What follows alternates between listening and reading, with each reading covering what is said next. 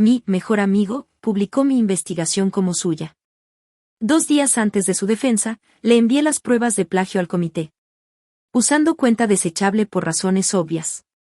Si me reconoces, supongo que ya sabes que no tengo nada más que decirte.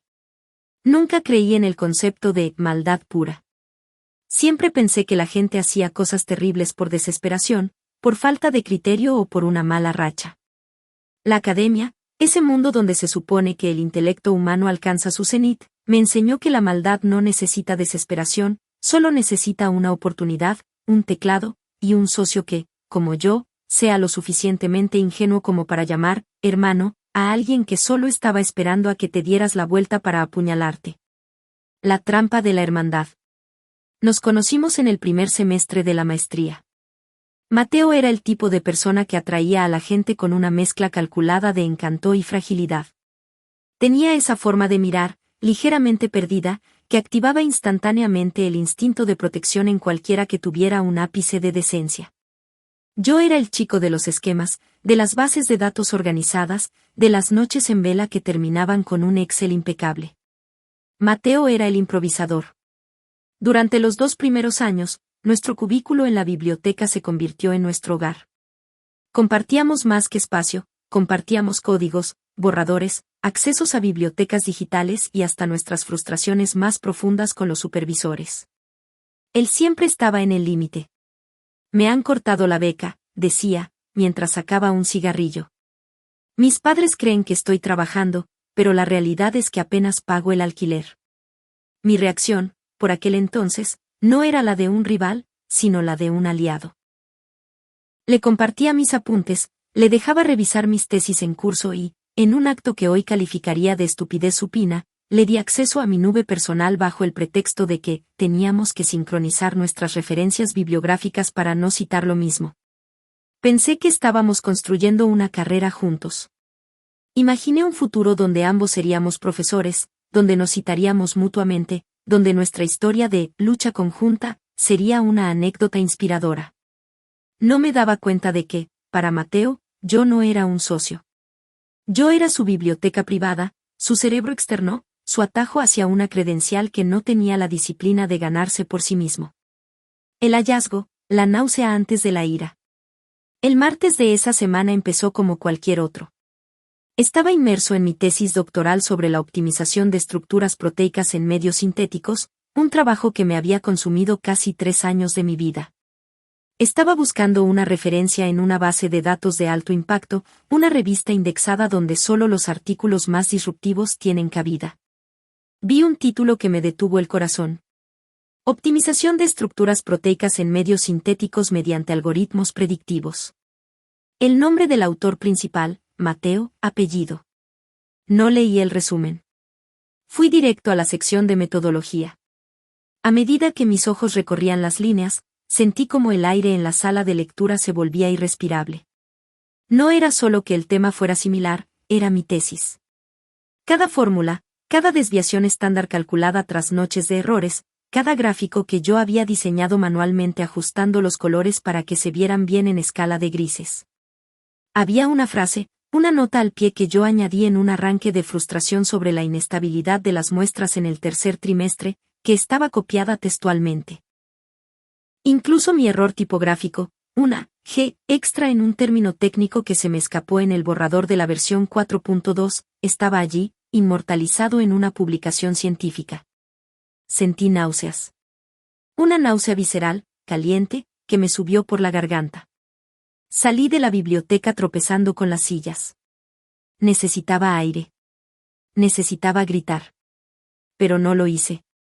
Me senté en el césped del campus, bajo la sombra de un roble, y dejé que el pánico se disolviera. La metamorfosis. Cuando el miedo se fue, dejó un residuo, una ira fría, blanca, casi quirúrgica. La mayoría de la gente habría corrido a enfrentarlo. Habrían llamado a Mateo para exigirle explicaciones, para romper su amistad, para gritarle hasta quedarse sin voz. Pero yo recordé una lección básica de la investigación: los datos no mienten, pero los humanos sí. Si lo confrontaba, le daba la oportunidad de borrar archivos, de decir que fue un error de edición, de intentar negociar, o peor aún, de destruir la única copia que yo tenía de algo. Decidí que no iba a jugar con las reglas de la amistad, porque esa relación ya no existía. Iba a jugar con las reglas de la academia, el protocolo, la evidencia y la irrevocabilidad. Pasé las siguientes 48 horas en un estado de vigilia absoluta. Me encerré en mi despacho. No contesté llamadas. No abrí correos. Me convertí en un auditor de mi propia vida. Accedí a mi nube, a mis copias de seguridad locales, a los historiales de versiones. Comencé a construir el expediente. No quería que hubiera lugar a dudas. No quería que el comité ético pensara que era un malentendido. Quería que cuando abrieran el documento, sintieran el peso de la traición y la claridad de la evidencia. Paso 1. La cronología forense. Capturé los metadatos de cada archivo. El archivo original de mi tesis tenía fecha de creación de hace 28 meses. El archivo que él subió a la revista tenía fecha de hace 3 meses. Paso 2. La trazabilidad de acceso. Descargué los logs de mi cuenta en la nube. Se veían claramente las direcciones IP desde las cuales se habían descargado mis archivos. La mayoría coincidían con la dirección IP de la casa de Mateo. Paso 3. El intercambio de correos. Busqué cada vez que le envié borradores. Encontré un hilo de correos de hace un año. Mateo, por favor, revisa la sección 4, creo que los datos de la proteína son inconsistentes. Mateo, vale, lo miro.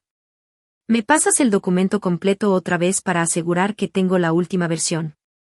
Tenía el arma humeante. No solo tenía el plagio, tenía la intencionalidad. El silencio calculado. Mateo me envió un mensaje esa tarde. ¿Qué tal todo? Nervioso por la defensa de pasado mañana, hermano. Nos vemos para celebrar después. Leí el mensaje en la pantalla de mi ordenador mientras terminaba de formatear el PDF de 60 páginas que enviaría al decano. Sentí una punzada de algo que no era culpa, sino una curiosidad macabra. ¿De verdad pensó que podía salirse con la suya? ¿De verdad pensó que yo, el chico que revisaba hasta sus puntos y comas, no notaría que me había robado el cerebro? Sí, claro, le respondí. Celebraremos. Te lo aseguro. Envié el expediente al comité ético de la facultad. El asunto del correo decía, informe sobre irregularidades en la tesis doctoral de Mateo, apellido, evidencia de plagio sistemático. Presioné enviar. Escuché el sonido del clic del ratón, y fue el sonido más satisfactorio de mi vida académica. Ahora, la pelota no estaba en mi tejado. Estaba en el sistema. Y el sistema, aunque a veces es lento, es una máquina que no perdona cuando le demuestras que su integridad ha sido violada. Esta es la parte 2 de la historia, centrada en el funcionamiento del Comité de Ética, el proceso administrativo previo a la defensa y el choque institucional dentro del despacho del decano. La agonía del reloj y el peso del procedimiento. Envié el expediente un martes por la tarde. Las siguientes 48 horas fueron un ejercicio de purgatorio mental.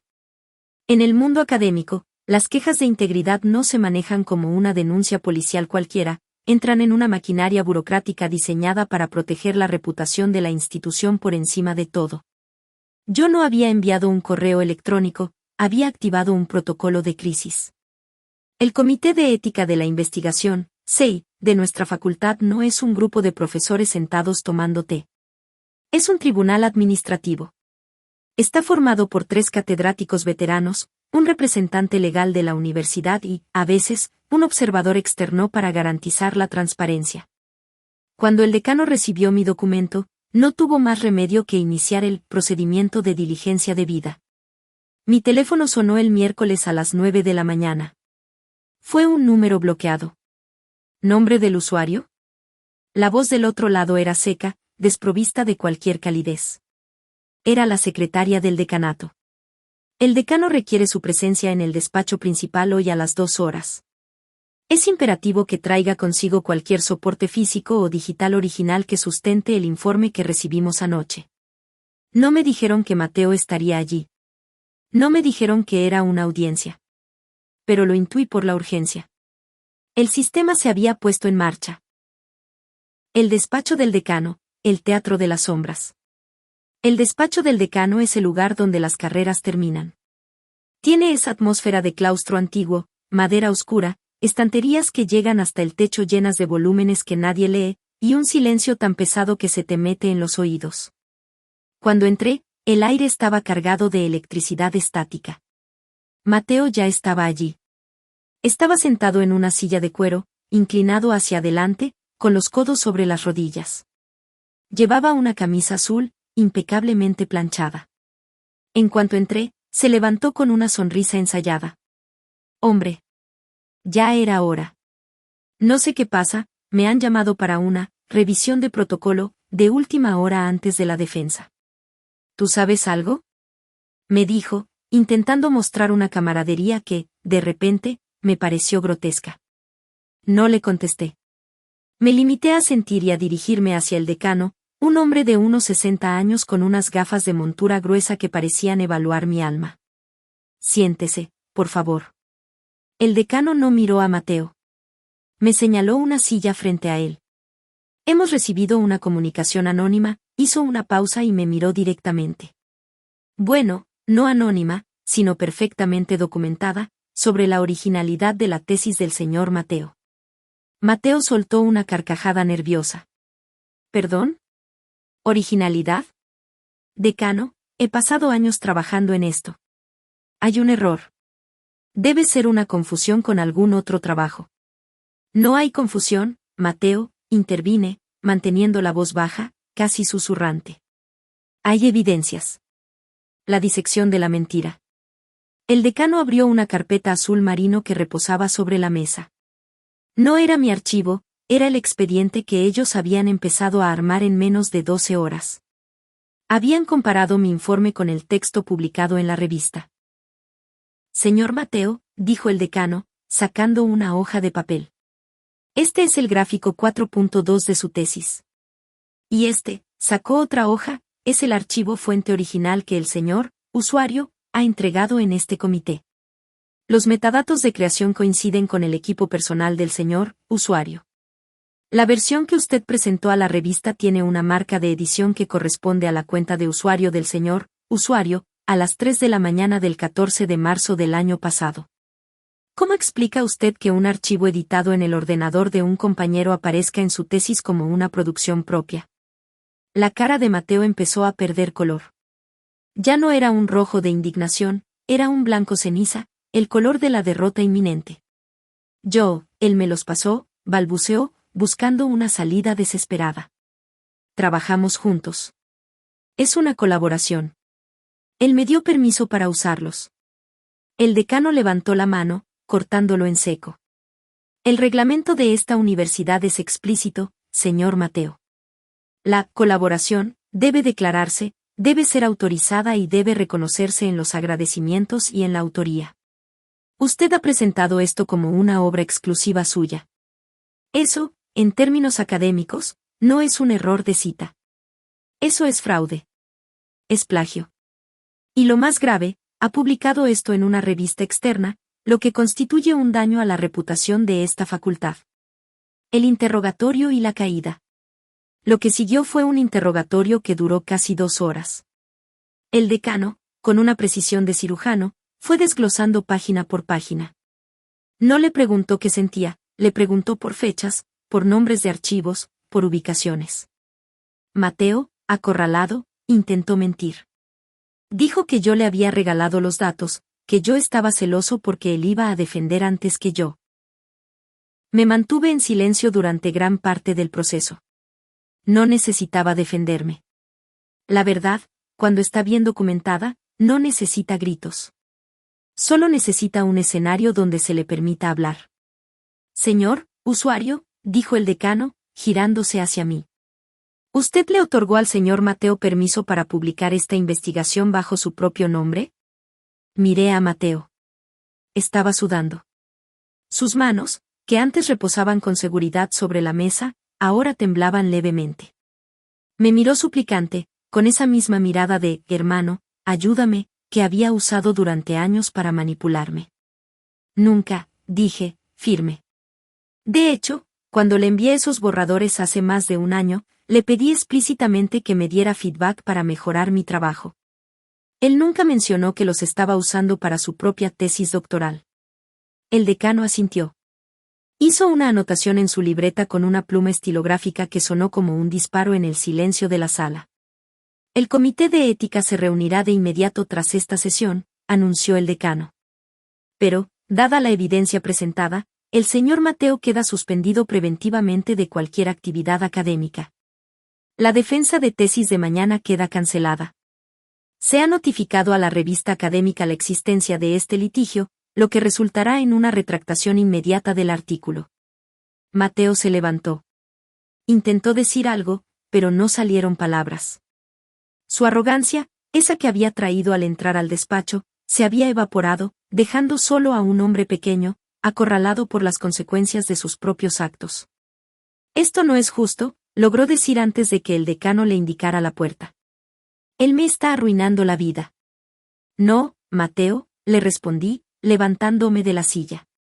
Yo solo estoy documentando la ruina que tú mismo construiste.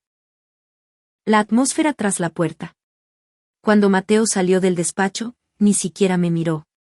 Caminó por el pasillo central, encorvado, arrastrando los pies. Los estudiantes que pasaban cerca se quedaron mirando. En una facultad pequeña, las noticias de un fallo del decanato corren más rápido que el fuego. Me quedé unos minutos más con el decano. Él se quitó las gafas, se frotó el puente de la nariz y suspiró. Ha hecho lo correcto, me dijo, con una voz que, por primera vez, sonó humana. Pero prepárese. Esto va a ser un proceso largo. El plagio académico es un estigma difícil de borrar, tanto para quien lo comete como para quien lo denuncia. Salí al campus. El aire de la tarde me golpeó de frente. No sentí una victoria explosiva. Sentí un vacío. Durante años, ese hombre había sido mi mejor amigo. Habíamos compartido risas, secretos, fracasos. Había creído que éramos un equipo. En ese momento, mientras veía cómo la luz del sol se reflejaba en los edificios de la facultad, comprendí que la persona que conocí nunca existió realmente. Había estado construyendo mi lealtad sobre un cimiento de mentiras. Pero, a pesar del vacío, había una paz inmensa. Ya no tenía que proteger a nadie. Ya no tenía que compartir mis ideas. Por primera vez en 3 años, mi investigación era mía, totalmente mía. Esta es la parte 3 de la historia, centrada en el desmantelamiento burocrático de la mentira, el proceso de retractación científica y el aislamiento social de Mateo. El desmantelamiento de la mentira, el proceso administrativo. Si el encuentro en el despacho del decano fue el golpe seco que rompió el cuello de la mentira, las semanas siguientes fueron el proceso, largo y metódico, de enterrar el cadáver. En la academia, el plagio no se castiga con una expulsión impulsiva, se castiga con un expediente de 1000 páginas que certifica, paso a paso, porque la carrera de un investigador ha dejado de existir. Durante esas semanas, me convertí en una especie de consultor de mi propia tragedia. El comité de ética, a pesar de tener mi informe, necesitaba verificar cada punto. Me llamaron 3 veces más.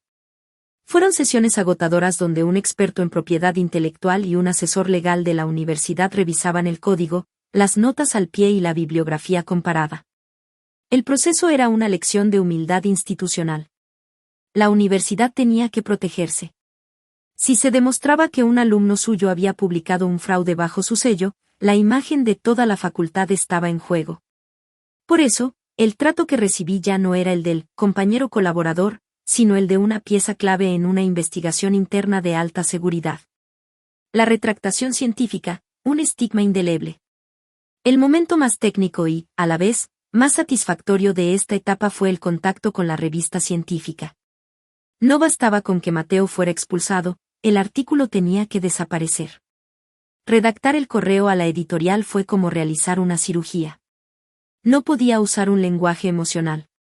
Tuve que ser frío, técnico y contundente. Adjunté el informe del decanato, los sellos de la universidad y las pruebas de autoría original. La respuesta de la revista tardó 10 días. Fueron 10 días de insomnio. ¿Y si no me creían? ¿Y si la revista prefería barrer el asunto bajo la alfombra para evitar el escándalo? Pero el rigor académico, cuando se aplica correctamente, es implacable. 3 semanas después, recibí una notificación automática de la revista. El artículo de Mateo ya no estaba en la base de datos. En su lugar, había un documento llamado Retractación por presunto plagio y falta de autoría original. Fue la primera vez que vi el nombre de Mateo vinculado a esa palabra, plagio. Fue, honestamente, justicia poética. Ese documento se quedaría en la red para siempre. Cada vez que alguien buscara su nombre en Google académico, el primer resultado sería su vergüenza. El aislamiento social, el vacío alrededor del culpable.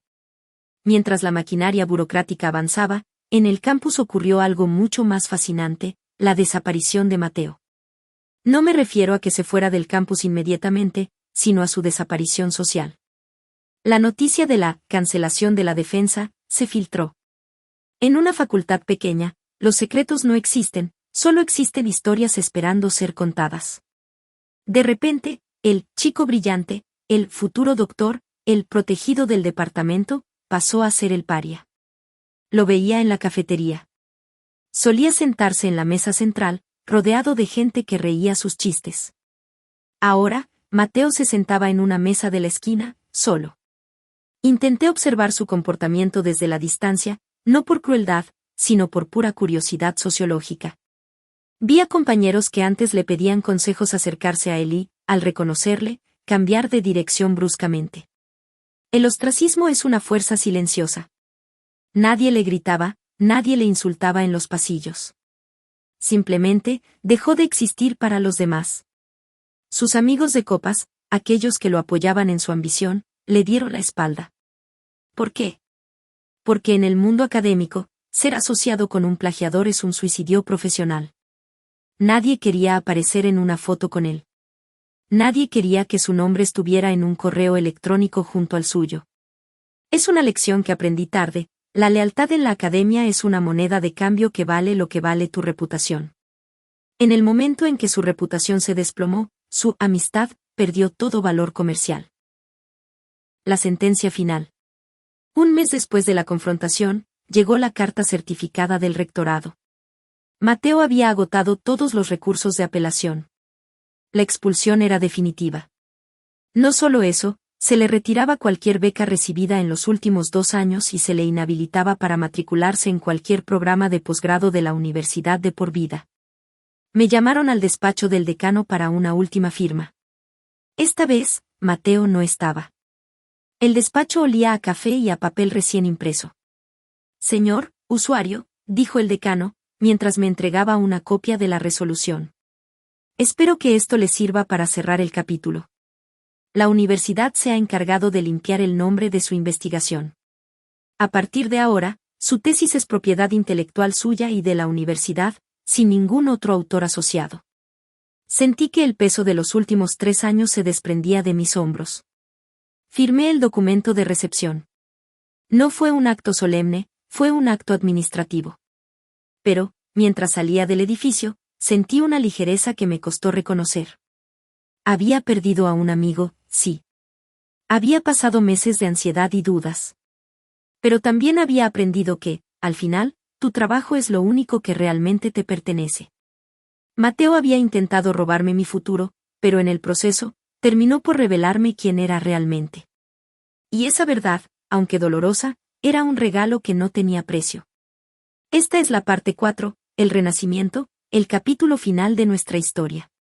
He profundizado en la experiencia de la defensa de tesis, el proceso psicológico de recuperación tras la traición y la reflexión final sobre la integridad profesional.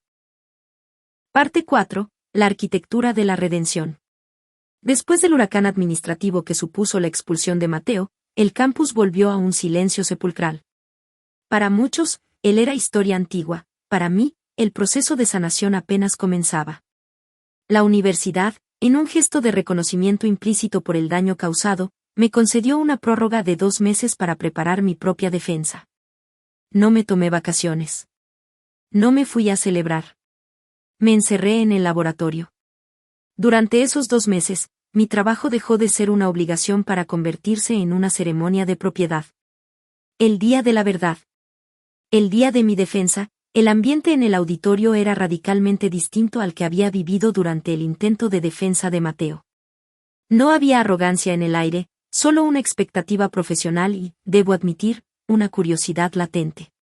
Sabían lo que había pasado. Sabían que yo había sido el arquitecto de la caída del estudiante estrella. Entré al estrado con el corazón latiendo a un ritmo que podía sentir en las sienes. Pero en cuanto puse la mano sobre el ratón de mi ordenador, la ansiedad desapareció. Esa es la diferencia entre el trabajo real y el plagio, el conocimiento propio es una armadura. Mientras Mateo había necesitado memorizar diapositivas y ensayar respuestas, yo no tuve que preparar nada. Empecé a hablar, y las palabras fluyeron con una naturalidad que me sorprendió. Cada vez que un miembro del comité me lanzaba una pregunta técnica, de esas que buscan poner a prueba si realmente entiendes la profundidad de tus datos, yo no tenía que buscar en mi memoria.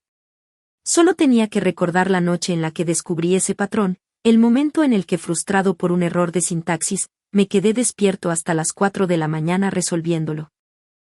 Defendí mi tesis no como un estudiante que quiere un título, sino como un autor que presenta su obra. Cuando terminé, no hubo una ovación ensordecedora, pero hubo algo mejor, un silencio de aprobación técnica. Uno de los catedráticos, un hombre famoso por su falta de paciencia, se inclinó hacia adelante y dijo: Señor usuario, es refrescante ver un trabajo donde cada conclusión está tan profundamente anclada en la experimentación personal. Se nota cuando alguien ha vivido su propia investigación. En ese momento, miré hacia la última fila del auditorio. El asiento donde Mateo solía sentarse estaba vacío. No me dolió. Al contrario, me sentí liberado.